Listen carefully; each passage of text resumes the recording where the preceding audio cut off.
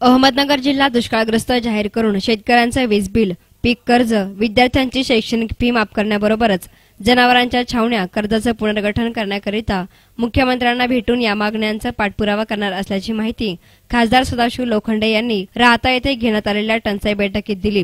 याप्रसंगी प्रांताधिकारी कुंदन सोनवणे, तहसीलदार सुभाष दळवी, सभापती सुरेखा इनामके, उपसभापती दीपक तुरकणे, नितीन कापसे, राजेंद्र गोंडकर, नंदकुमार जेजुरकर यांच्यासह कर्मचारी तसेच अधिकारी हजर होते। या प्रसंगी बोलताना खासदार लोखंडे म्हणाले की केंद्रीय पथकांना मराठवाड्याबरोबरच नगर जिल्ह्यातील दुष्काळी परिस्थितीचा दौरा करावा याकरिता मी प्रयत्न केला होता।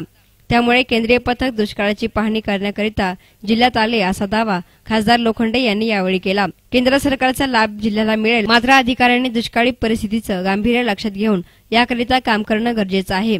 राजकीय दबावाला बळी पडून काम करू नये की ज्याचा त्रास सर्वसामान्य लोकांना होईल।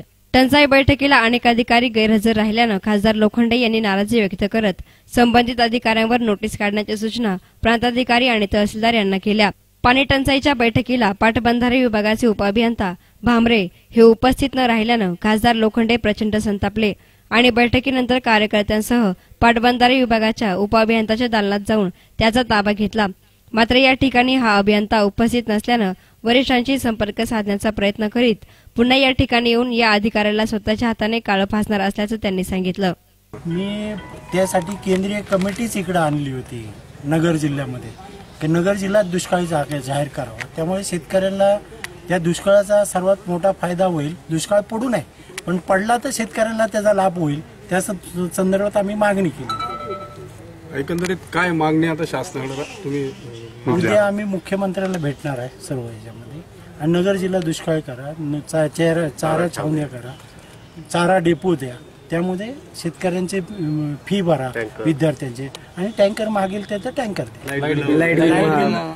ज्या ग्रामपंचायती भरू शकत नाही तर पूर्ण ग्रामपंचायतीचे लाईट बिल शासनाने भरावं। आणि आता आपण पाटबंधारेच्या अधिकाऱ्यांना भेटायला आले होते, आता ते भेटले नाही। भूमिका काय झालं त्यामध्ये अधिकारी आहेत, पहिली गोष्ट त्यांच्यावर टंचाईच्या संदर्भात, त्याचं पाणी टंचाई इरिगेशनच्या संदर्भात आहे, त्यांनी त्या मीटिंगला यायलाच पाहिजे होतं। त्यामुळे आम्ही त्याच्या ऑफिसमध्ये गेलेलो आहे, त्याला ठीक कसं काय करायचं खासदार म्हणून आमचे कार्यकर्ते करू।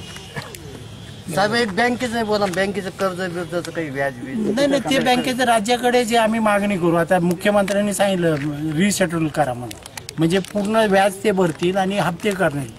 त्या मगाशी जे सांगितलं त्याचा पाठपुरावा करून कसं करता येईल ते बघू। न्यूज रिपोर्टर संदीप वावळ, एस9 मीडिया, राहता।